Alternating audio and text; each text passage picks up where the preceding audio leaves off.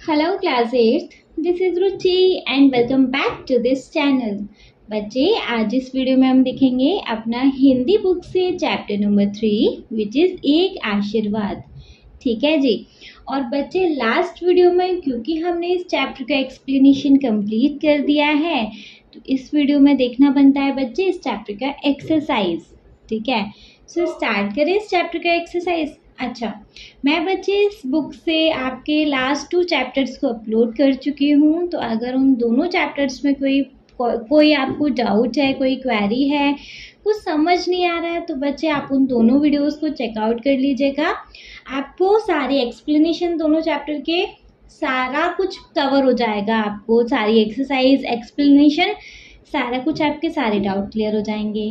ठीक है, और बहुत जल्दी बच्चे हम आपके क्लास के सारे सब्जेक्ट के कंटेंट को आपके लिए अवेलेबल कर देंगे इस चैनल पर। ठीक है, चलिए एक्सरसाइज स्टार्ट कर लें। अच्छा, एक्सरसाइज स्टार्ट करने से पहले इस चैप्टर का हम एक क्विक रिकैप देख लें, है ना। इस एक्सप्लेनेशन को एक समराइज फॉर्म में देख लें जिससे कि हमें सारा कुछ फ्रेशन अप हो जाए, सारा कुछ रिमाइंड हो जाए। देखेंगे तो बच्चे, जा तेरे स्वप्न बड़े हों, भावना की गोद से उतरकर जल्दी पृथ्वी पर चलना सीखें। कौन? तेरे सपने चांद तारों से अप्राप्य सच्चाइयों के लिए रूठना मचलना सीखें। हंसें, मुस्कुराएं, गाएं, हर दिए की रोशनी देखकर ललचाएं, उंगली जलाएं, अपने पैरों पर खड़े हों, जा तेरे स्वप्न बड़े हों।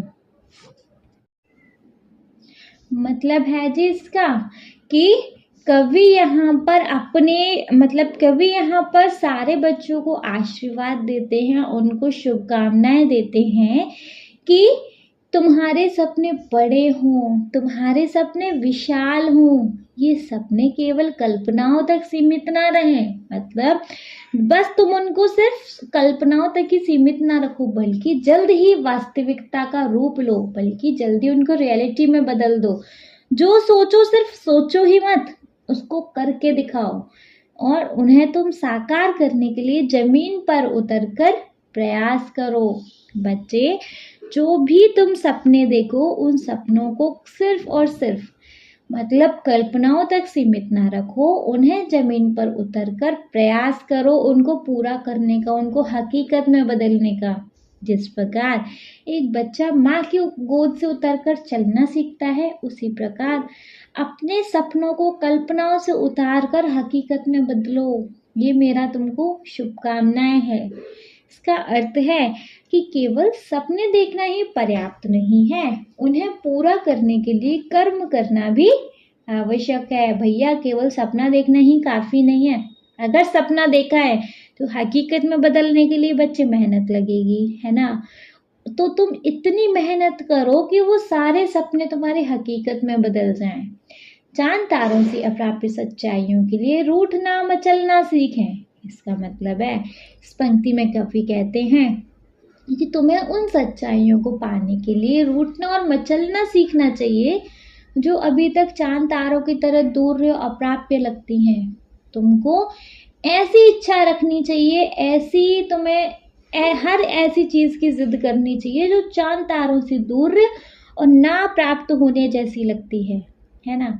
इसका मतलब है कि यदि बड़े सपनों और लक्ष्यों को प्राप्त करने के लिए तुम्हें जिद करनी चाहिए, अपने बड़े सपनों और लक्ष्यों को प्राप्त करने के लिए तुम्हें जिद करनी चाहिए, संघर्ष करना चाहिए, मेहनत करनी चाहिए और बेचैन रहना चाहिए कि कैसे वो सपने पूरे नहीं होंगे।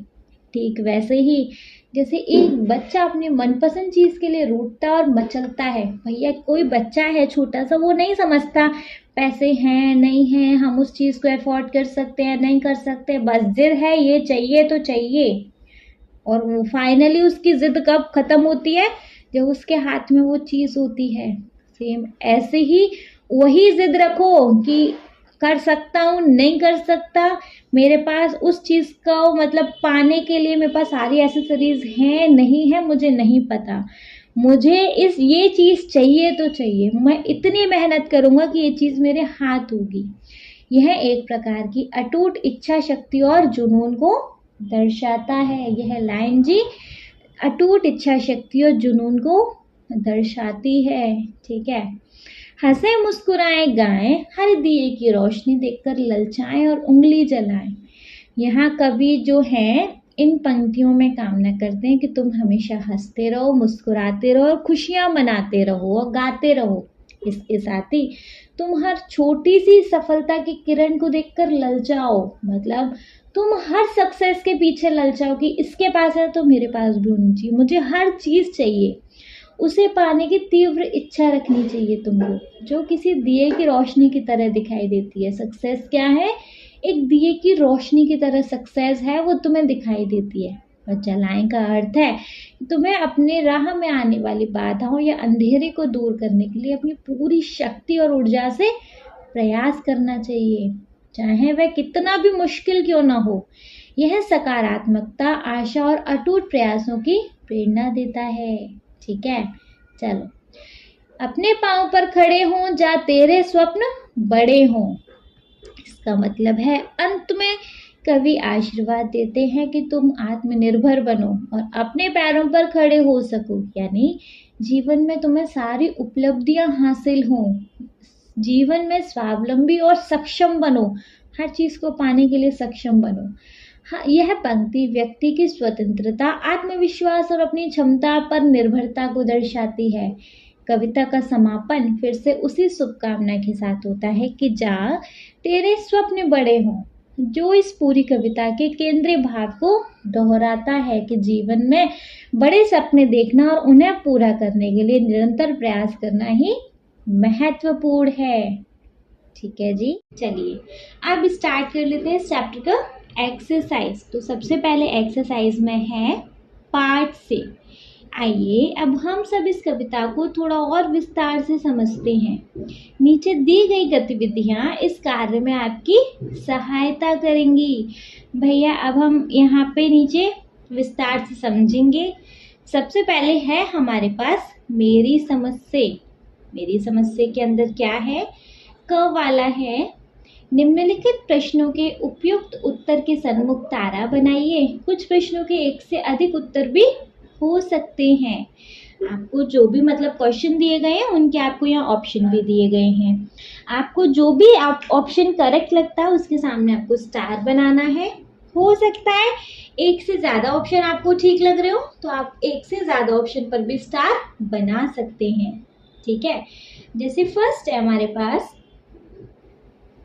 कविता में से किसे संबोधित किया गया है। कविता में किसको संबोधित किया गया है, किसके बारे में बात हो रही है यहाँ? युवा वर्ग को। युवा वर्ग मतलब एकदम से मैच्योर, एक होता है ना 20 to 25 के टाइप को, और मतलब 20 से 25 के एज ग्रुप को, ऐसा नागरिकों को, बच्चों को या श्रमिकों को। श्रमिक मतलब जो मेहनती होते हैं, जो मजदूर होते हैं। तो यहाँ किसको बच्चे संबोधित किया गया इस चैप्टर में? बच्चों को। भाई बच्चों को ही तो आशीर्वाद दिया जा रहा है ना, तो यहाँ पे हमारा कौन सा ऑप्शन करेक्ट होने वाला है? बच्चों को। कविता में किसे संबोधित किया गया है? बच्चों को। ठीक है, चलिए सेकंड देखेंगे। तेरे स्वप्न बड़े हों। पंक्ति में स्वप्न से क्या आशय है?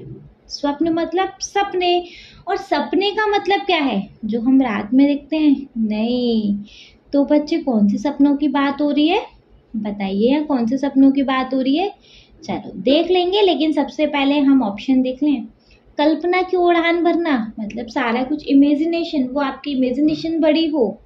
आकांक्षाएं और रुचियां रखना मतलब कुछ आकांक्षा रखना, कुछ मतलब कुछ आशाएं रखना, कुछ रुचियां रखना मतलब कुछ उम्मीद रखना, या फिर रुचि मतलब इंटरेस्ट होता है, या फिर बहुत सी उपलब्धि पाना, ये चीज़ आपकी बड़ी हो, या फिर बड़े लक्ष्य निर्धारित करना। बताइए। देखिए, तो यहाँ पर दो ऑप्शन हो सकते हैं, आकांक्षाएं और रुचियां रखना। ये तो हो सकता है भैया आकांक्षा होगी हमारी, कुछ आशा होगी, कुछ इंटरेस्ट होगा आपका जी, वो बड़ा हो, सपने बड़े हों, और बड़े लक्ष्य निर्धारित करना। मैं आपको आशीर्वाद देता हूँ कि आप अपने बड़े लक्ष्य को निर्धारित करो, बड़े बड़े सपनों को पूरा करो, है ना। तो बच्चे स्वप्न का मतलब केवल कल्पना करना ही नहीं, ऐसे सपने जो जीवन में कुछ पाने की प्रेरणा दें। तो कभी कहते हैं कि बच्चे बड़े सपने देखें उन्हें पूरा करने की कोशिश करें, यानी लक्ष्य को तय करें और आगे बढ़ें। ठीक है, चलिए थर्ड है, मतलब पहले इसी को तो देख लें। मतलब कि तेरे सपने बड़े हों, तेरे स्वप्न बड़े हों। पंक्ति में स्वप्न से क्या आशय है? कल्पना की उड़ान भरना? नहीं। आकांक्षाएं और रुचियां रखना और बड़े लक्ष्य को निर्धारित करना। ये दोनों ऑप्शन करेक्ट हैं। फाइन। थर्ड देखेंगे, उंगली जलाएं। पंक्ति में उंगली जलाने का क्या भाव है? चुनौतियों को स्वीकार करना?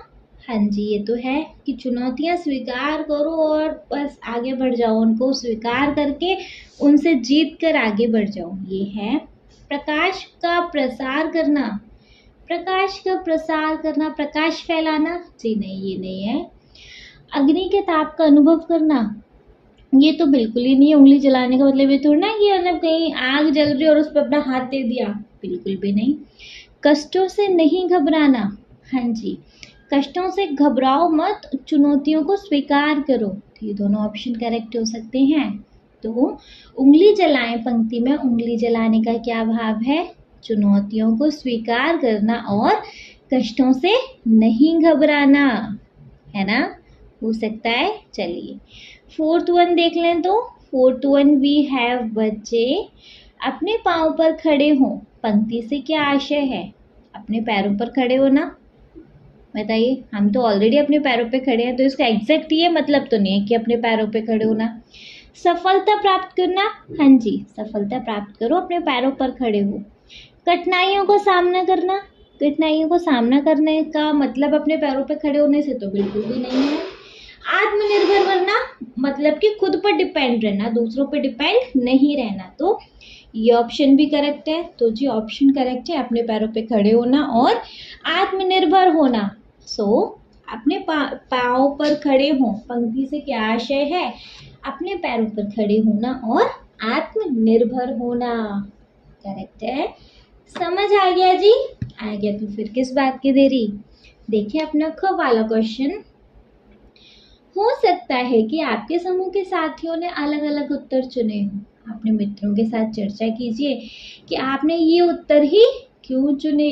अच्छा, हो सकता है बच्चे कि आपके फ्रेंड के आपसे डिफरेंट आंसर हो, है ना? हो सकता है ना कि आप दोनों के आंसर अलग अलग हो सकते हैं। तो बच्चे आपको अपने फ्रेंड के साथ डिस्कस करना है कि अगर आपके आंसर उनसे अलग हैं या उनके आंसर आपसे अलग है तो क्यों है। दोनों के पास अपने अपने रीज़न होंगे ना, तो आपको ये करना है, डिस्कशन करना है अपने फ्रेंड के साथ, कर लीजिएगा। चलो नेक्स्ट क्वेश्चन देखें। नाउ नेक्स्ट क्वेश्चन है जी हमारे पास, मिलकर करें मिलान। मैचिट करेंगे यहाँ पर। कविता में से चुनकर कुछ पंक्तियां स्तंभ 1 में दी गई हैं। उन पंक्तियों के भाव या संदर्भ स्तंभ 2 में दिए गए हैं। पंक्तियों को उनके सही भाव अथवा संदर्भों से मिलाइए। देखो, कविता में से कुछ तो पंक्तियां स्तंभ 1 में हैं और उनके भाव क्या संदर्भ 2 में दिए गए हैं। मतलब एक तरफ वो पंक्ति है, दूसरी तरफ उनका अर्थ है, ऐसा समझ लो। दोनों को मैच करना है। जैसे फर्स्ट है हमारे पास, भावना की गोद से उतरकर जल्द पृथ्वी पर चलना सीखें। तो जी इसका कौन सा ऑप्शन करेक्ट हो सकता है? फर्स्ट देखें, विविध ज्ञान के प्रति आकृष्ट होना और उसे पाने की ललक होना।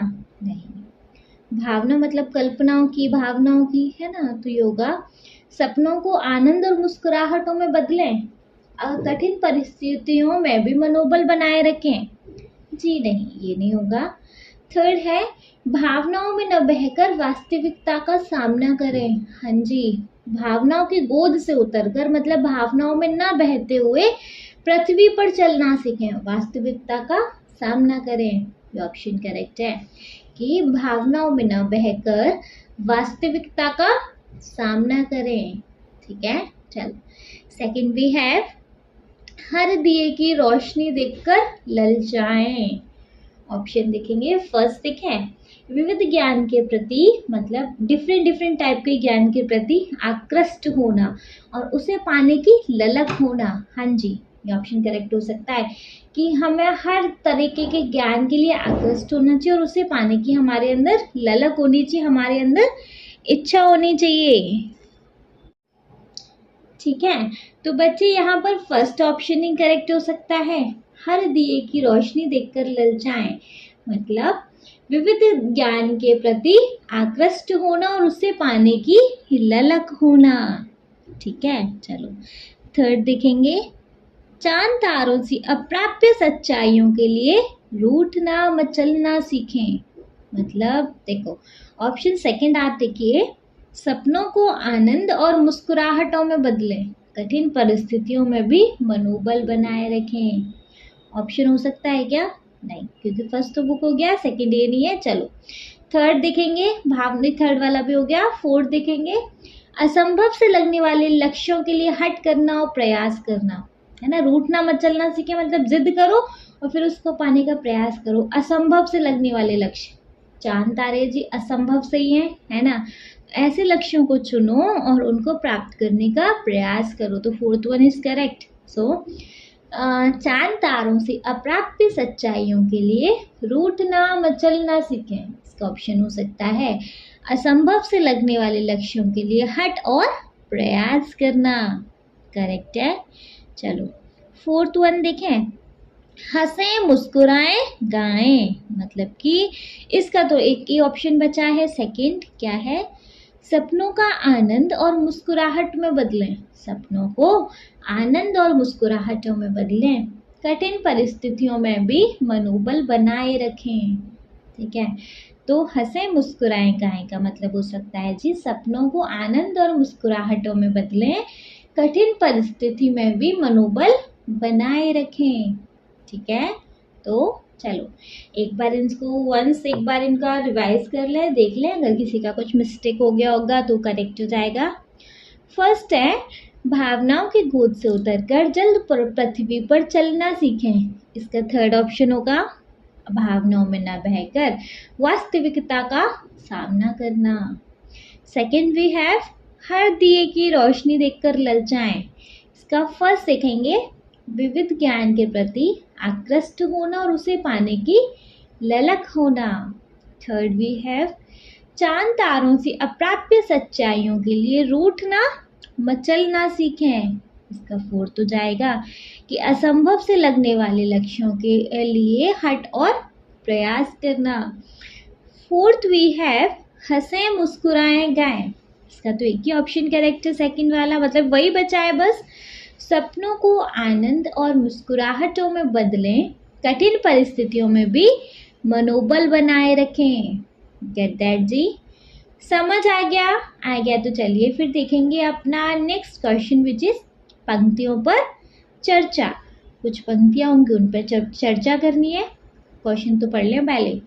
पाठ से चुनकर कुछ पंक्तियां नीचे दी गई हैं, इन्हें ध्यानपूर्वक पढ़िए और इन पर विचार कीजिए। आपको इनका क्या अर्थ समझ में आया? अपने विचार अपने समूह में साझा कीजिए और लिखिए। देखिए जी, हमें यहाँ पर ये 3 पंक्तियाँ दी गई हैं। ठीक है, हमें क्या करना है? इन पंक्तियों पे विचार करना है और इनका हमें जो भी अर्थ समझ में आता है वो लिखना है। जैसे फर्स्ट वी हैव, जा तेरे स्वप्न बड़े हों। क्या मतलब है इसका? कवि आशीर्वाद दे रहे हैं बच्चों को कि मैं तुझे आशीर्वाद देता हूँ कि तुम्हारे सपने बड़े हों, तुम्हारे जो आशाएं वो बड़ी बड़ी हों, उधर सब आसमान छू लेने जैसी हों, है ना, और उनको पूरा करने की तुम पूरी कोशिश भी करो। तो जी इस पंक्ति में कवि किसी बच्चे या युवा को आशीर्वाद दे रहे हैं कि उसके सपने छोटे ना हो बल्कि बड़े और ऊंचे हों। ऐसे सपने जो उसकी सोच को ऊंचाई दे, जीवन को एक उद्देश्य दे। इसका अर्थ यह भी है कि हमें अपने जीवन में ऊंचे लक्ष्य रखने चाहिए और उन्हें पूरा करने की कोशिश करनी चाहिए, है ना। तो इस पंक्ति में कवि किसी बच्चे या युवा को आशीर्वाद दे रहे हैं कि उसके सपने छोटे न हों बल्कि बड़े और ऊंचे हों। ऐसे सपने जो उसकी सोच को ऊंचाई दें और जीवन को एक उद्देश्य दें। इसका अर्थ यह भी है कि हमें अपने जीवन में ऊंचे लक्ष्य रखने चाहिए और उन्हें पूरा करने की कोशिश करनी चाहिए। Get that? चलिए ख वाला देखेंगे, जल्द पृथ्वी पर चलना सीखें। मतलब कि इसका मतलब क्या है इसका मतलब है जी, कवि कह रहे हैं कि सिर्फ कल्पनाओं में मत उन सपनों को रखो, उन सपनों को भावनाओं से उतार कर जल्द पृथ्वी पर चलना सीखो। भावनाओं की गोद से उतर कर मतलब सिर्फ इमोशन में मत रहो, वहां से हटो। भावनाओं की दुनिया में रहना ही ठीक नहीं है। वास्तविक जीवन की जमीन पर चलना यानी जीना सीखना चाहिए, है ना। तो इस पंक्ति का अर्थ है कि केवल कल्पनाओं और भावना की दुनिया में रहना पर्याप्त नहीं है, हमें वास्तविक जीवन की जमीन पर आकर चलना यानी जीना सीखना चाहिए। इसका मतलब है कि हमें जीवन की सच्चाइयों को समझकर व्यवहारिक बनना चाहिए और यथार्थ का सामना करना चाहिए। मतलब इस पंक्ति का अर्थ है कि केवल कल्पनाओं और भावनाओं की दुनिया में रहना पर्याप्त नहीं है, हमें वास्तविक जीवन की जमीन पर आकर चलना यानी जीना सीखना चाहिए। इसका मतलब है कि हमें जीवन की सच्चाइयों को समझकर व्यवहारिक बनना चाहिए और यथार्थ का सामना करना चाहिए। क्लियर है? चलिए, क्लियर है तो देखेंगे ग वाला, चांद तारों सी अप्राप्य सच्चाइयों के लिए रूठना मचलना सीखें। भैया इन लाइंस का क्या मतलब है? तो देखो, इन लाइन का मतलब है कि हमें ऐसी जिद करनी चाहिए जो असंभव हो, है ना। बड़ी मुश्किल सी चीज हो, हमें ऐसी चीजों के लिए जिद करनी चाहिए। आसान चीजों के लिए जिद करेंगे तो तुरंत मिल जाएंगे, जिद करो तो बड़ी चीज के लिए करो, है ना। तो हमें मुश्किल से लगने वाली चीजों को जिद करनी चाहिए, है ना, जो पाना असंभव सा हो, और फिर उसको पाने के लिए कड़ी मेहनत, कोशिश और लगन करनी चाहिए, है ना जी। तो इस पंक्ति में कवि यह कहना चाहते हैं कि हमें बड़ी और मुश्किल लगने वाली चीजों को पाने की जिद करनी चाहिए। जो सच्चाइयाँ दूर या असंभव लगती हैं उनके लिए भी मेहनत, कोशिश और लगन से आगे बढ़ना चाहिए। यही संघर्ष हमें जीवन में आगे बढ़ने और सफलता पाने की दिशा में ले जाता है। मतलब क्या है जी, इस पंक्ति में कवि यह कहना चाहते हैं कि हमें बड़ी और मुश्किल लगने वाली चीज़ों को पाने की जिद करनी चाहिए। जो सच्चाइयाँ दूर या असंभव लगती हैं उनके लिए भी मेहनत, कोशिश और लगन से आगे बढ़ना चाहिए। यही संघर्ष हमें जीवन में आगे बढ़ने और सफलता पाने की दिशा में ले जाता है। आया जी समझ? किसी को इसमें कोई डाउट नहीं है तो नेक्स्ट देखेंगे, अनुमान और कल्पना से।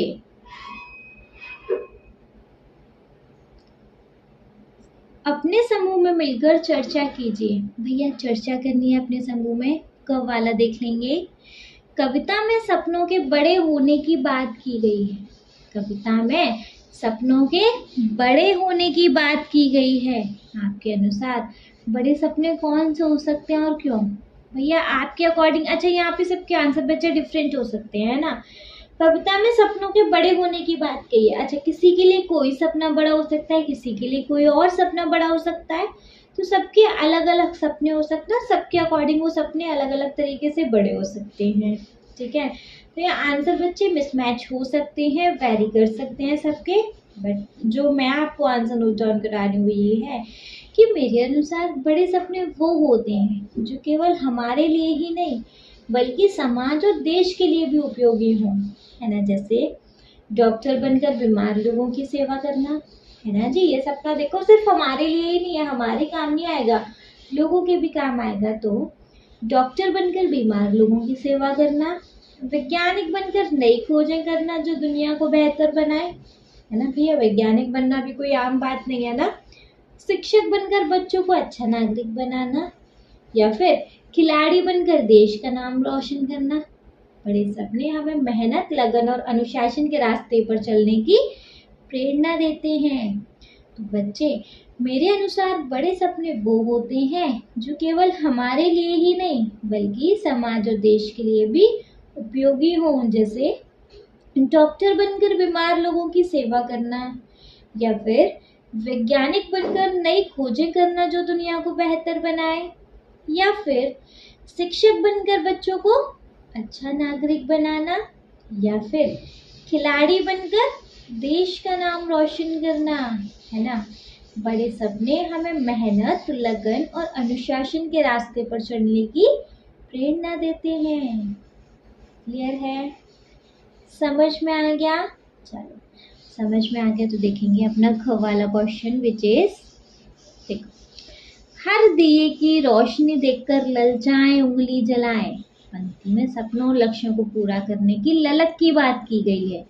ललक के साथ और क्या क्या होना आवश्यकता है और क्यों, जैसे कि योजना, प्रयास आदि। तो सिर्फ ललचाना ही काफी नहीं है, आपके पास और क्या क्या होना चाहिए? सिर्फ इच्छा या ललक होना ही काफी नहीं है भैया किसी चीज को पाने के लिए। योजना बनाना, फिर उस योजना पे निरंतर प्रयास करते रहना, और जिस वक्त हम कोशिश कर रहे हैं उस वक्त हमें धैर्य बनाकर भी रखना चाहिए, थोड़ा साहस बनाकर भी रखना चाहिए जब रास्ते में प्रॉब्लम आए तो, है ना। और सही मार्गदर्शन होना चाहिए और सीखते रहना चाहिए।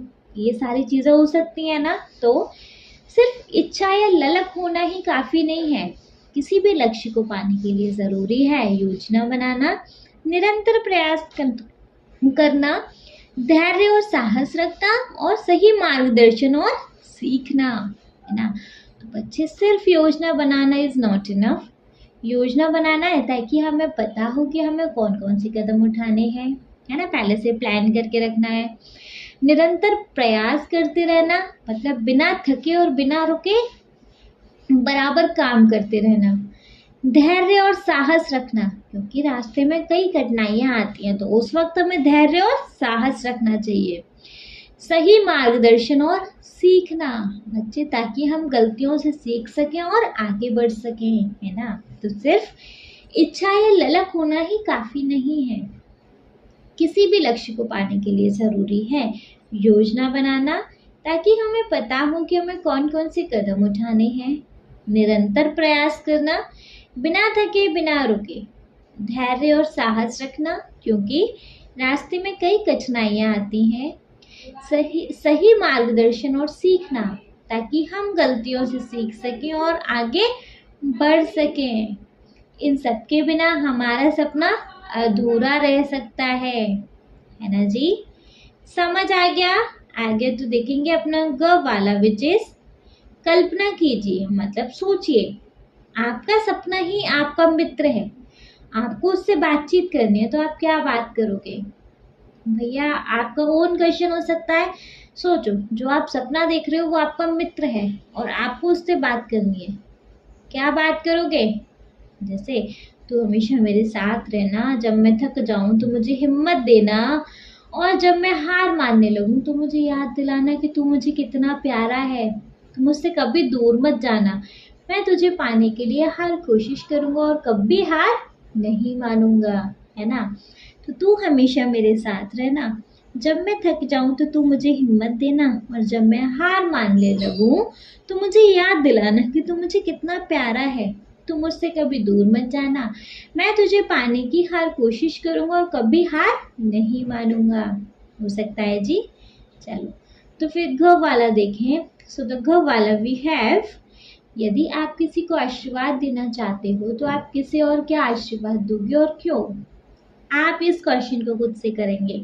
अगर आप किसी को आशीर्वाद देना चाहते हो तो आप किसको दोगे, क्या आशीर्वाद दोगे और क्यों दोगे? तो बच्चे ये आपका खुद का क्वेश्चन है, आप इसे खुद की अपनी लैंग्वेज में लिखेंगे, ठीक है।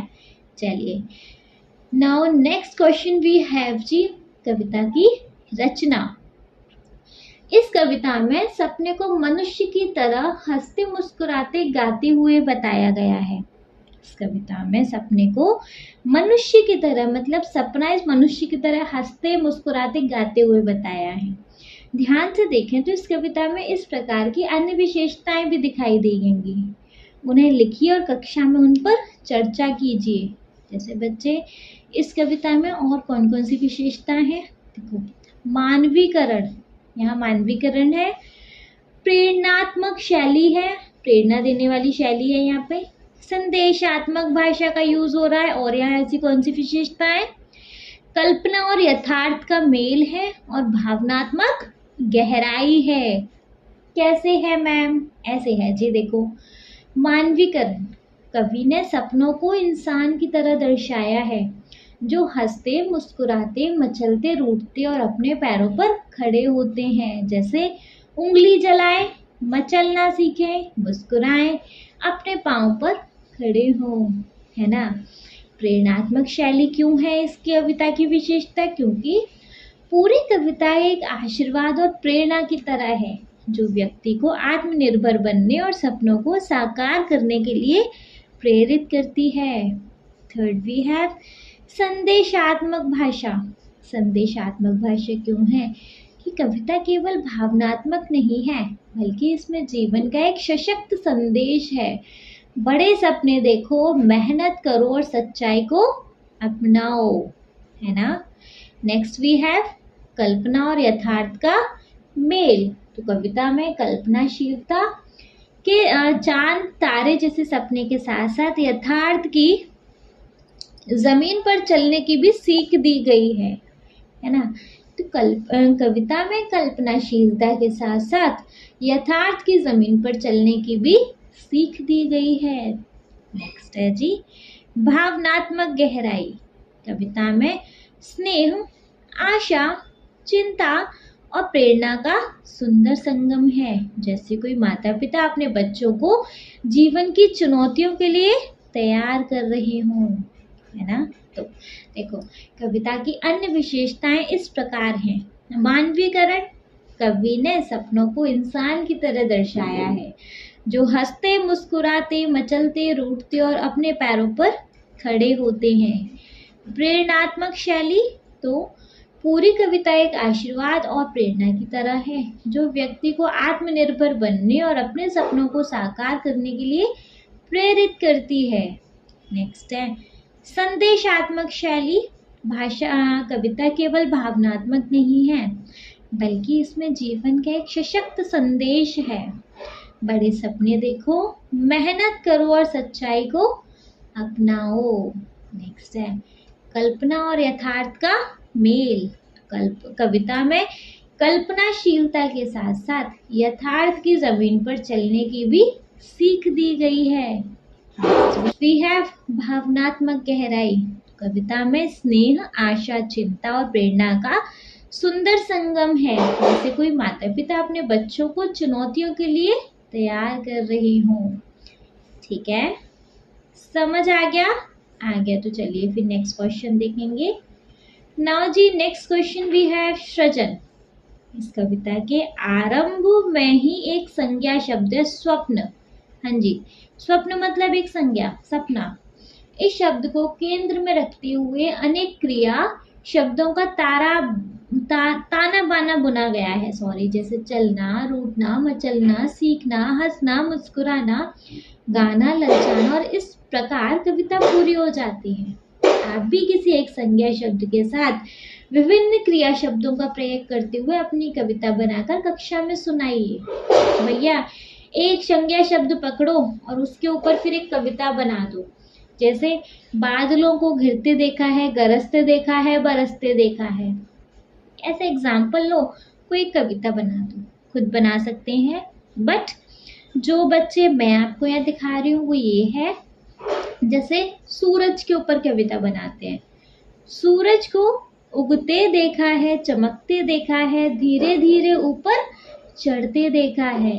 सूरज को धरती को गर्म करते देखा है, पेड़ की छाया बनाते देखा है, पानी को सुखाते देखा है। सूरज को शाम को ढलते देखा है, आसमान में रंग भरते देखा है, चुपचाप छिपते देखा है ना। सूरज एक संज्ञा है, इसके ऊपर हमने कविता बना दी। एक बार वापस देख लें। सूरज को उगते देखा है, चमकते देखा है, धीरे धीरे ऊपर चढ़ते देखा है। सूरज को धरती को गर्म करते देखा है, पेड़ की छाया बनाते देखा है, पानी को सुखाते देखा है। सूरज को शाम को ढलते देखा है, आसमान में रंग भरते देखा है, चुपचाप छिपते देखा है। इसी तरह यदि आप नदी, चांद, तितली, हवा, पंक्षी आदि किसी भी संज्ञा शब्द पर कविता बना सकते हैं, तो बच्चे आप बना लीजिएगा। ये फिर आपका चॉइस है ना। चलिए नेक्स्ट क्वेश्चन देख लें। So the next question we have जी, कविता का शीर्षक। इसके अंदर क्या आता है देखेंगे। इस कविता का शीर्षक एक आशीर्वाद है जो कविता में कहीं भी प्रयुक्त नहीं हुआ। कविता का शीर्षक क्या है? आशीर्वाद। और यह शब्द बच्चे पूरी कविता में कहीं नहीं आया है ना। यदि इस कविता की ही किसी पंक्ति का शब्द को कविता का शीर्षक बनाना है तो आप कौन सी पंक्ति या शब्द चुनोगे और क्यों? बच्चे, अगर आप कविता की कोई भी पंक्ति उठाओ और उसी को टाइटल बनाना हो तो फिर कौन सा टाइटल लेंगे आप? बताओ। जा तेरे स्वप्न बड़े हों, ये लाइन बार बार रिपीट हुई है ना, तो इस करके ये टाइटल भी ठीक रहेगा, जा तेरे स्वप्न बड़े हों। तो यदि कविता एक आशीर्वाद का शीर्षक कविता की ही किसी पंक्ति या शब्द से चुनना हो तो मैं जा तेरे स्वप्न बड़े हों पंक्ति को शीर्षक के रूप में चुनूंगा। कारण क्या है? यह कविता की पहली पंक्ति और पूरे भाव को स्पष्ट रूप से दर्शाती है। इसमें स्नेह, प्रेरणा और आशीर्वाद तीनों भाव समाहित हैं। भैया तीनों भाव है ना, जा तेरे स्वप्न बड़े हों, है ना। नेक्स्ट, यह पंक्ति कविता के मुख्य संदेश को सामने लाती है ना, कि व्यक्ति के सपने बड़े हों, वह उन्हें पूरा करने की दिशा में आगे बढ़े। नेक्स्ट, यह पंक्ति पाठक या श्रोता को आकर्षित करती है और उन्हें आगे पढ़ने या सुनने के लिए प्रेरित करती है। इसीलिए जा तेरे स्वप्न बड़े हों कविता के लिए एक प्रभावशाली और उपयुक्त शीर्षक होगा, है ना जी। यह शीर्षक ही हो सकता है ना। ठीक है, एक बार वापस सीख लें। यदि कविता एक आशीर्वाद का शीर्षक कविता की ही किसी पंक्ति या शब्द से चुनना हो तो मैं जा तेरे स्वप्न बड़े हों पंक्ति को शीर्षक के रूप में चुनूंगा। कारण क्या है? यह कविता की पहली पंक्ति है, पूरे भाव को स्पष्ट रूप से दर्शाती है। इसमें स्नेह, प्रेरणा और आशीर्वाद तीनों भाव समाहित हैं। यह पंक्ति कविता के मुख्य संदेश को सामने लाती है कि किसी व्यक्ति के सपने बड़े हों या उन्हें पूरा करने की दिशा में आगे बढ़ें। यह पंक्ति पाठक या श्रोता को आकर्षित करती है कि उन्हें आगे पढ़ने या सुनने के लिए प्रेरित करती है। इसीलिए जा तेरे स्वप्न बड़े हों कविता के लिए एक प्रभावशाली और उपयुक्त शीर्षक होगा। ठीक है, समझ आ गया? आ गया तो फिर किस बात की देरी जी, अपना नेक्स्ट क्वेश्चन देखेंगे विच इज भाषा की बात, जिसमें फर्स्ट है नीचे दिए गए ये रिक्त स्थानों में स्वप्न से जुड़े शब्द अपने समूह में चर्चा की करके लिखिए। भैया स्वप्न से जुड़े शब्द क्या क्या हो सकते हैं? कल्पना, आशा, लक्ष्य, प्रेरणा, संघर्ष, सारे कुछ स्वप्न से रिलेट करते हैं ना। सफलता, मेहनत, विश्वास और जागन, या जागना, जागन क्या होता है? जागना, है ना। कल्पना मतलब इमेजिन कर रहे हैं, स्वप्न से रिलेट कर रहा है। आशा, हर एक सपने में आशा होती है। लक्ष्य, स्वप्न का एक लक्ष्य जरूर होता है। प्रेरणा, मेहनत, सफलता, संघर्ष, विश्वास, जागना, सारे शब्द आ सकते हैं स्वप्न के अंदर, ये हो सकते हैं। अगर बच्चे कुछ और समझ आ रहे हैं तो आप कोई और शब्द लिख सकते हैं, कोई दिक्कत नहीं है। ठीक है, चलो तो फिर ख वाला देखेंगे। कविता में से चुनकर कुछ शब्द नीचे दिए गए हैं, उनके सामने कुछ अन्य शब्द भी दिए गए हैं। उन शब्दों पर घेरा बनाइए जो समान अर्थ ना देते हों। भैया एक तरफ शब्द है, दूसरी तरफ क्या है? अन्य शब्द हैं। ठीक है, अब जो शब्द उससे नहीं मिलते जुलते उस पर घेरा बनाना है। जैसे पृथ्वी का धरा पर्यायवाची है, वसुधा पृथ्वी का ही पर्यायवाची है, अवनी पृथ्वी का ही पर्यायवाची है, लेकिन सुता, सुता तो एक बेटी का पर्यायवाची होता है, पुत्री का पर्यायवाची होता है, तो ये पृथ्वी का पर्यायवाची नहीं है। सुता is a wrong answer. Now next we have चांद। देखो मधुकर, मधुकर क्या होता है? मधुकर नहीं होगा ना, ये गलत है। शशि, निशाकर और मयंक तीनों चांद के पर्यायवाची हैं, मधुकर नहीं है। तारे, नक्षत्र, तारे आ जाते हैं। सोम मतलब तो चांद होता है, हटाओ इसे, ये गलत है। और चेक कर लें, पर तारक और उद्दुगर तीनों ही तारे के पर्यायवाची, लेकिन सोम तारे का पर्यायवाची नहीं है। नेक्स्ट वी हैव रोशनी, जिसमें प्रकाश, ठीक है। लालिमा, लालिमा नहीं आता इसके अंदर। उजाला और आलोक, प्रकाश, उजाला, आलोक तीनों रोशनी के पर्यायवाची हो सकते हैं, बट लालिमा नहीं है। सो लालिमा is a wrong answer. Next है जी स्वप्न, स्वप्न का सपना, इच्छा, कल्पना, तीनों ही हमारे स्वप्न के पर्यायवाची हैं, लेकिन यथार्थ इसका पर्यायवाची नहीं है। सो यथार्थ is the wrong answer. Next है दिया का, ज्योति, दीपक, प्रदीप, तीनों ही दिया के पर्यायवाची हैं, लेकिन दीन दिया का पर्यायवाची नहीं है। तो बच्चे, जो शब्द हमारे सर्कल हुए शब्द कौन से? पृथ्वी वाले लाइन से सुता शब्द सर्कल है, चांद वाली लाइन से मधुकर शब्द सर्कल है, तारे वाली लाइन से सोम शब्द सर्कल है, रोशनी वाली लाइन से लालिमा शब्द सर्कल है, स्वप्न वाली लाइन से यथार्थ शब्द सर्कल है, दिया की लाइन से दीन शब्द सर्कल है। क्लियर है? ठीक है, इस क्वेश्चन में यही था। नेक्स्ट क्वेश्चन देखेंगे ना। नेक्स्ट क्वेश्चन वी हैव आना जाना। आना जाना में क्या है? आना और जाना दो महत्वपूर्ण क्रिया हैं। हाँ जी, हैं तो क्रिया हैं दोनों, आना और जाना। कक्षा में दो समूह बनाइए, एक समूह का नाम आना, दूसरे समूह का नाम जाना होगा। अब अपने अपने समूह में इन दोनों क्रिया का प्रयोग करते हुए सार्थक वाक्य बनाइए, उन्हें चार्ट पेपर पर चिपकाकर अपनी कक्षा में लगाइए। बच्चे कैसे बना सकते हैं? आना मतलब आया, है ना, आया। जाना मतलब गया। तो इस टाइप के शब्द क्या हो सकते हैं? आना मतलब मैं सुबह स्कूल समय पर आया, आना हुआ, है ना। मेरे घर मेहमान आए और सब बहुत खुश हुए, है ना जी, हो सकता है। माँ बाजार से फल लेकर आई, हर जगह आना हो रहा है। बारिश की पहली बूंदें जैसे ही गिरी, ठंडी हवा आने लगी, आना ही हो रहा है। परीक्षा का परिणाम आया तो मुझे बहुत खुशी हुई, आने का क्या होगा जी? मैं सुबह स्कूल समय पर आया, मेरे घर मेहमान आए और सब बहुत खुश हुए। माँ बाजार से फल लेकर आई, बारिश की बूंद पहली जैसे ही गिरी कह रही हूँ, गिरी, ठंडी हवा आने लगी। परीक्षा का परिणाम आया तो मुझे बहुत खुशी हुई। हर जगह आना यूज हो रहा है। अगर कोई और वर्ड और कोई सेंटेंसेस समझ में आ रहे हैं तो बच्चे आप उनको लिख लीजिएगा। नेक्स्ट है जाना समूह। तो जाने वाले में क्या क्या हो सकते हैं? मैं शाम को पार्क में खेलने गया, यहाँ सब कुछ गया, जा रहा है। पिताजी ऑफिस जाते समय मुझे टिफिन देने बोले, है ना। हम गर्मियों की छुट्टी में दादाजी के घर गए, है ना, गए। सभी छात्र पिकनिक पर जाने की तैयारी कर रहे हैं, जाने की। वह चुपचाप कहीं चला गया और किसी को बताया भी नहीं। तो बच्चे जाने के यहाँ कौन कौन से सेंटेंसेस हैं?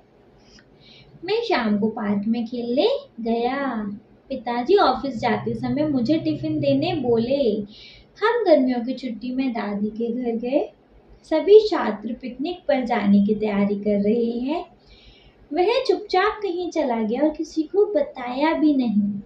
सारे सेंटेंसेस हो सकते हैं। Very good. चलिए, अगर हो सकते हैं तो नेक्स्ट अपना देख लेंगे। Next we have G diary. Diary में क्या है?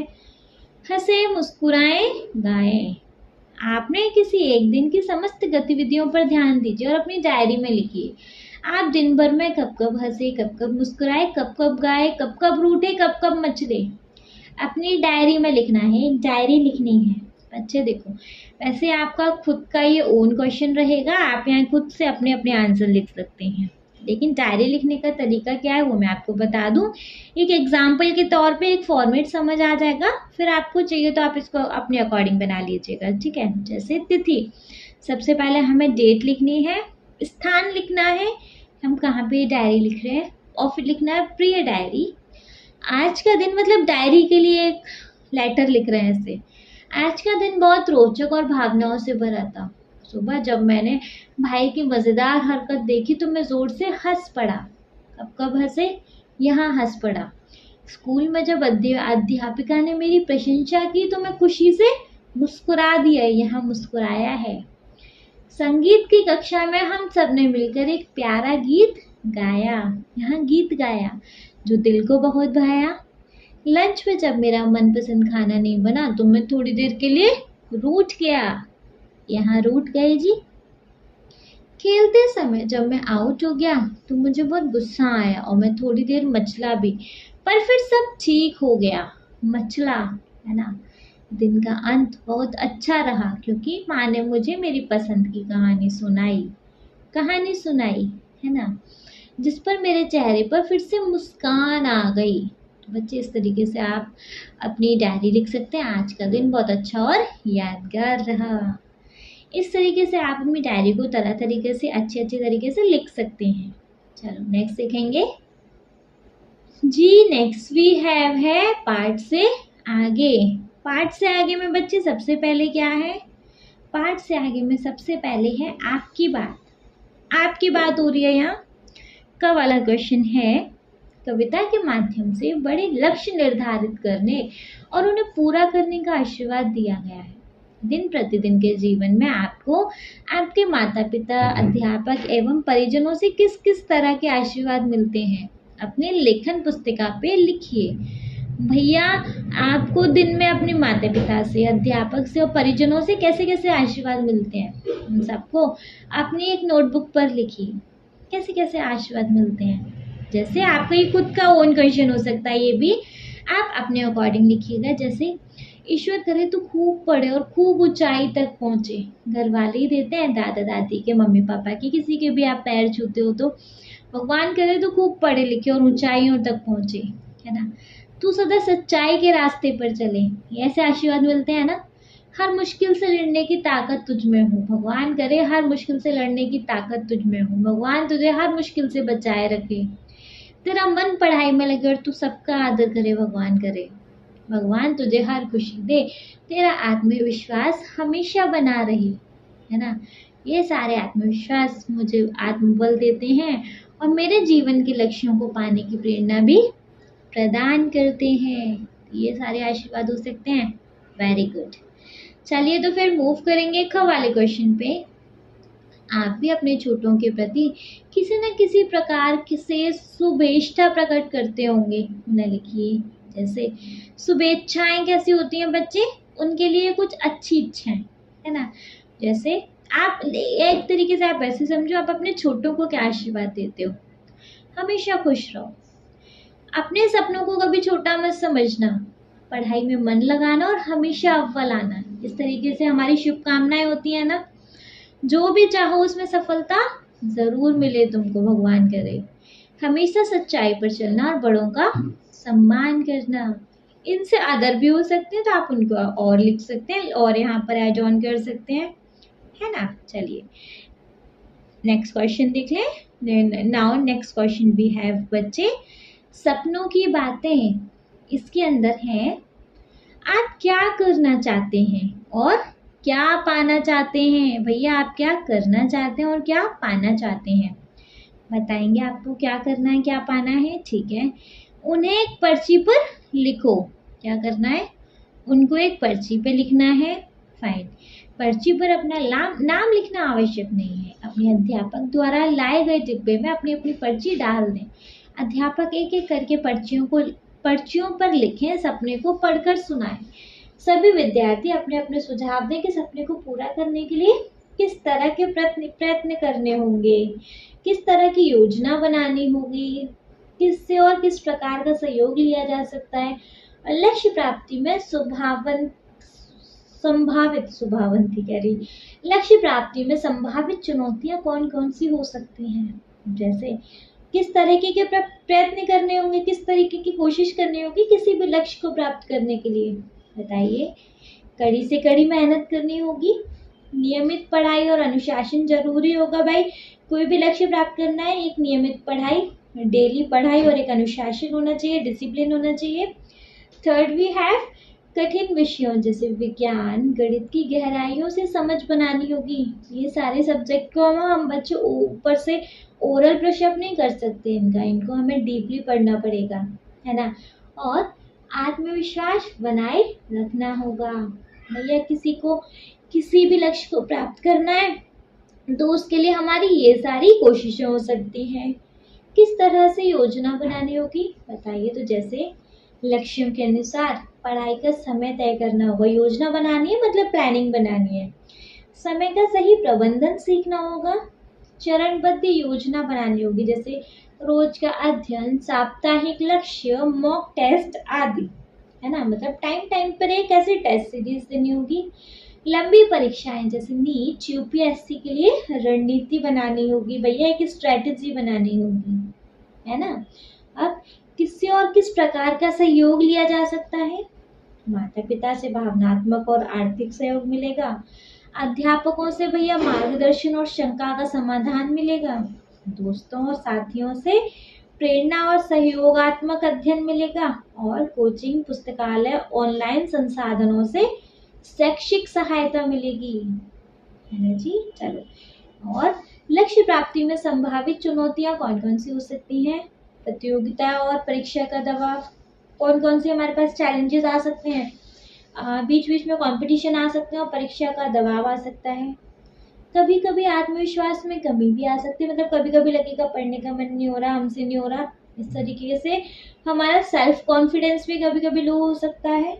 समय की कमी होगी, कभी कभी ऐसा होगा टाइम नहीं है, कभी कभी थकावट होगी, थक जाना रहेगा, पढ़ने का मन नहीं रहेगा, कभी कभी एक तरीके से फोकस नहीं बनेगा किसी चीज पर, है ना। तो एकाग्रता की भी कमी रहेगी। And fourth one we have, असफलता के डर से निराशा आएगी, मतलब ऐसा लगेगा यार कहीं फेल ना हो जाओ, तो उसकी वजह से हम लोग ना कभी कभी डिप्रेस हो जाते हैं। मतलब हुए नहीं है लेकिन उसके डर से ही कभी कभी हम डिप्रेस हो जाते हैं, है ना। तो असफलता के डर से कभी कभी निराशा भी आएगी। तो ये सारी हमारे पास हम चैलेंजेस फेस करने पड़ेंगे हमें, ठीक है। चलिए नेक्स्ट सीख लेंगे बच्चे। नाउ नेक्स्ट वी हैव हमारे सपने। हमारे सपने के अंदर क्या है देखें। देखो, हमारे सपने में है आपके माता पिता या अभिभावक आपकी आवश्यकताओं और इच्छाओं को जानते समझते हैं, है ना। आपके जो माता पिता हैं, आपके जो अभिभावक हैं, वो आपकी इच्छाओं और आवश्यकताओं को जानते भी और समझते भी हैं। वे उन्हें पूरा करने के लिए यथासंभव प्रयत्न करते हैं, हर मुमकिन कोशिश करते हैं। ओके, अपने माता पिता या अभिभावक से उनके द्वारा देखे गए सपने और इच्छाओं के बारे में पूछिए कि वे क्या क्या करना चाहते थे या चाहते हैं।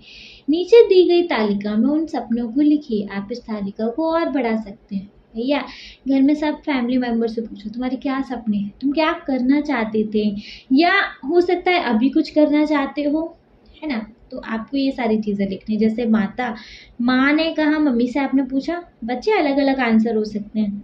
मैं चाहती थी कि मैं पढ़ लिख के एक अच्छी डॉक्टर बनूं, है ना। हो सकता है मैंने ऐसा कुछ कहा हो। पिताजी वे सेना में जाना चाहते थे, मतलब एक आर्मी ज्वाइन करना चाहते थे, लेकिन पारिवारिक जिम्मेदारियों के कारण जा नहीं सके। नेक्स्ट, दादाजी क्या कहेंगे। वे चाहते थे कि उनका पोता शिक्षित बने और बच्चों को ज्ञान दे। पोता कौन जी, आप ही होंगे जहाँ तक है। दादी कौन, मैं हमेशा चाहती थी कि पूरा परिवार एक साथ खुश रहे।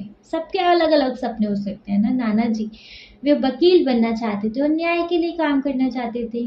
नानी, वे चाहती थी कि उनकी बेटी आत्मनिर्भर और शिक्षित बने, जो कि आपकी मम्मा। बहन, वे एक प्रसिद्ध चित्रकार बनना चाहती है। ये चाहती है, बहन है तो चाह ही रही है ना, अभी तो उसका करियर स्टार्ट हुआ है। वो आपकी बहनें आप ही के बराबर की होंगी, आपसे थोड़ी बड़ी छोटी होंगी बस। भाई, वे क्रिकेटर बनना चाहते हैं और देश के लिए खेलना चाहते हैं। हो सकता है ना सपने और भी कुछ चेंज हो सकते हैं, तो आप यहाँ पे वो फिल कर दीजिएगा, ठीक है। चलिए, तो फिर नाउ नेक्स्ट आता है जी सबके सपने। इसमें क्या है, प्रतिदिन की आवश्यकताओं को पूरा करने में बहुत से लोग सहयोग देते हैं, जैसे शाक विक्रेता, मतलब कि वो वेजिटेबल सेलर, स्वच्छता कर्मी जो आता है ना हमारे यहाँ, स्वीप कीपर, रिक्शा चालक, सुरक्षा कर्मी आदि। इनमें से किसी एक से साक्षात्कार कीजिए। साक्षात्कार बोले तो इंटरव्यू कीजिए, उनके सामने उनके सपनों के विषय में जानिए। साक्षात्कार के समय कौन कौन से प्रश्न हो सकते हैं, उनकी एक सूची भी बनाइए, जैसे चलो हम साक्षात्कार करते हैं एक स्वच्छता कर्मी से, मतलब जो साफ सफाई करते हैं ना उनसे। क्या साक्षात्कार होगा जी? आपका नाम है ना, आपका काम, आपका स्थान, प्रमुख बिंदु मतलब मेन हेडलाइंस लाइक नाम, जैसे उसने बताया रामू यादव, काम नगर निगम में स्वच्छता का कार्य, स्थान हमारे मोहल्ले का मुख्य बाजार, यहाँ पे हम सफाई करते हैं जी। नेक्स्ट प्रमुख बिंदु, रामू जी सुबह 6 बजे काम पर लग जाते हैं, वे रोज सड़कें साफ करते हैं, कचरा उठाते हैं, मोहल्ले को स्वच्छ बनाए रखने में मदद करते हैं।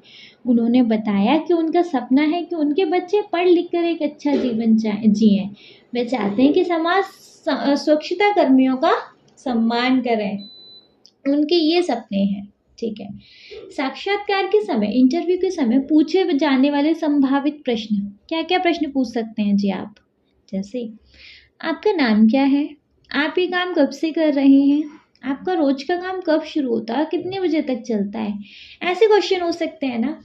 या फिर आपको अपने काम में कौन कौन सी कठिनाइयाँ आती हैं, आपके परिवार में कौन कौन है, आपका सपना क्या है, आपके बच्चों की पढ़ाई कैसी चल रही है, आपको अपने काम से जुड़ी कौन सी बात सबसे अच्छी लगती है, आप समाज से क्या उम्मीद करते हैं, आप लोगों से क्या संदेश देना चाहेंगे लोगों को, आई मीन है ना। हो सकता है आपके क्वेश्चन कुछ और हो तो आप उनको भी नोट डाउन कर दीजिएगा। ठीक है, चलिए नेक्स्ट देख लें। तो नेक्स्ट वी हैव जी झरोके से। आफ्टर देन खत्म, क्या अभी खत्म नहीं है? चलो झरोके से में क्या है, आपने पढ़ा कि एक आशीर्वाद कविता में सपनों के बड़े होने की बात की गई है। अब आप पढ़िए, सुप्रसिद्ध वैज्ञानिक और भारत के पहले राष्ट्रपति डॉक्टर एपीजे अब्दुल कलाम का एक प्रेरक उद्बोधन, जिसमें वे न केवल सपने देखने की बात करते हैं बल्कि सपनों को पूरा करने की योजना और प्रक्रिया के विषय में भी बताते हैं। थोड़ा इनके बारे में पढ़ लें। सपनों की उड़ान टाइटल है। सपने वह नहीं होते जो आप नींद में देखते हैं, सपने वो होते हैं जो आपको सोने ही नहीं देते। ये लाइन तो मुझे बड़ी पसंद है। सपने वो नहीं है जो आप नींद में देखते हो, सपने वो हैं जो आपको सोने ही ना दें। अपने सपने पूरा करने के लिए आपको जागते रहना होता है, पूरी तरह आँख खोलकर जागते रहना होता है। आज जितनी संभावनाएं हैं अभी तक के समूचे इतिहास में पहले कभी नहीं थी। आज जितनी फैसिलिटीज आज हैं। 21वीं सदी ऐसा अनुभव पैदा कर रही है जिन्हें मानव के विकास की पिछली 20 शताब्दियों में असंभव समझा जाता था, है ना। ऐसे माहौल जब प्रौद्योगिकी और नीति नई खोजों के बल पर मानव सभ्यता तरक्की करती जा रही है, इंसान में छिपी संभावनाओं का तेजी से विस्तार होता जा रहा है, लेकिन इन अवसरों का अनुभव करने के लिए हमारे पास जो समय है वह उतना का उतना ही है। आज के युवा इस दुविधा में हैं। युवा चाहते हैं कि उनके सामने जितने किस्म के अनुभव उपलब्ध हैं वह सबका फ़ायदा उठा सकें, जो कि उन्हें मिलना भी चाहिए। लेकिन जैसे जैसे दुनिया का दायरा बढ़ता जा रहा है वैसे वैसे हम खुद को कुछ खास विषयों के संकरे दायरे में सीमित कर लेना पड़ रहा है। मुझे नहीं लगता कि ऐसा करना सही है। मेरा सपना है कि संसार के हर युवा को संसार के वे सारे अनुभव मिल सकें जिन्हें उन्हें चाह हो। लेकिन इसे कैसे संभव बनाया जा सकता है? इसे संभव बनाने के 2 ही तरीके हैं। एक तो यह कि हम कुछ ऐसा करें कि हमारे पास जो समय उपलब्ध है हम उसे बढ़ा सकें। दूसरा ये कि हमारे पास जो समय है हम उतने ही समय में जितना काम कर सकते हैं, जितना कुछ हासिल कर सकते हैं, उसकी मात्रा बढ़ा दें, है ना। इन दोनों जीवन लक्ष्यों को कैसे प्राप्त किया जाए यह समझ लेने से दूसरी हर चीज़ तक पहुंचने के दरवाजे खुद ब खुद खुल जाएंगे। यह वह लंबी छलांग है जिसकी मानवता को अब तक इंतज़ार था, जो हमें विकास क्रम के अगले चरण तक पहुंचा सकती है। किसने लिखा है जी? ये लिखा है हमारे डॉक्टर एपीजे अब्दुल कलाम ने, है ना। समझ आ गया? चलिए फिर समझ आ गया तो देखेंगे अपना नेक्स्ट क्वेश्चन विच इज साझी समझ। इसके अंदर क्या है? आपने एक आशीर्वाद कविता पढ़ी और डॉक्टर एपीजे अब्दुल कलाम का उपयुक्त उद्बोधन भी पढ़ा। है ना। आप इन दोनों पर कक्षा में अपने साथियों के साथ चर्चा कीजिए। क्या चर्चा करेंगे? जैसे दोनों में सपनों का महत्व बताया गया है ना। दोनों में संघर्ष और मेहनत की प्रेरणा है, दोनों में मोटिवेशन है, संघर्ष करो और मेहनत करो, है ना। डॉक्टर कलाम का जीवन एक उदाहरण है कि उन्होंने एक छोटे से गांव से उठकर देश के राष्ट्रपति बनने तक का सफर तय कर दिया। यह दिखाता है कि अगर आपका सपना सच्चा हो और मेहनत ईमानदारी से की जाए तो कुछ भी संभव है ना। सपने सिर्फ अपने लिए नहीं, समाज के लिए भी होने चाहिए। तो इस तरीके से आप अपनी क्लास में इसमें चर्चा कर सकते हैं। ठीक है, लास्ट टॉपिक वी हैव खोजबीन के लिए। इसमें देखेंगे कला, विज्ञान, राजनीति, खेलकूद, मनोरंजन आदि क्षेत्रों में ख्याति प्राप्त करने वाले व्यक्तियों ने अपने अपने सपनों को पूरा करने की संघर्ष यात्रा के बारे में लिखा है। उन्होंने अपने सपनों को साकार करने के लिए किस तरीके से योजना बनाई, क्या क्या संघर्ष किए। पुस्तकालय अथवा इंटरनेट की सहायता से ऐसे व्यक्तियों के बारे में पढ़िए। पढ़ सकते हैं जी, खुद से कर सकते हैं। ठीक है, तो आप खुद से ये पढ़ लीजिएगा। ठीक है जी, इसके साथ ही हमारे हो गया इस चैप्टर का दी एंड। ठीक है, नेक्स्ट वीडियो में हम देखेंगे अपना नेक्स्ट चैप्टर। आई होप इस चैप्टर का एक्सरसाइज आपको अच्छे से क्लियर हो गया होगा, कोई डाउट नहीं रहा होगा। बट हाँ, स्टिल अगर कोई डाउट होता है प्लीज़ बच्चे आप कमेंट सेक्शन में कमेंट करके पूछ लीजिएगा। कोई डाउट नहीं है तो बच्चे आप इस वीडियो को एक लाइक करेंगे, चैनल को सब्सक्राइब तो ज़रूर ही करेंगे, और आपके जिन फ्रेंड्स के लिए ये वीडियो हेल्पफुल होता है उनको इस वीडियो को उठा के क्या करेंगे जी, शेयर करेंगे। बच्चे आप शेयर नहीं करते हो वीडियो को, ना लाइक करके जाते हो, ना चैनल को सब्सक्राइब करके जाते हो। चैनल को सब्सक्राइब करो ना अगर ये चैनल आपके लिए यूज़फुल है तो, है ना। तो बच्चे चैनल को सब्सक्राइब कर लीजिएगा। इस चैनल पे आपको बहुत जल्दी पूरा सिलेबस, पूरा क्लास 8 का सिलेबस यहाँ मिलने वाला है। Okay, thank you so much.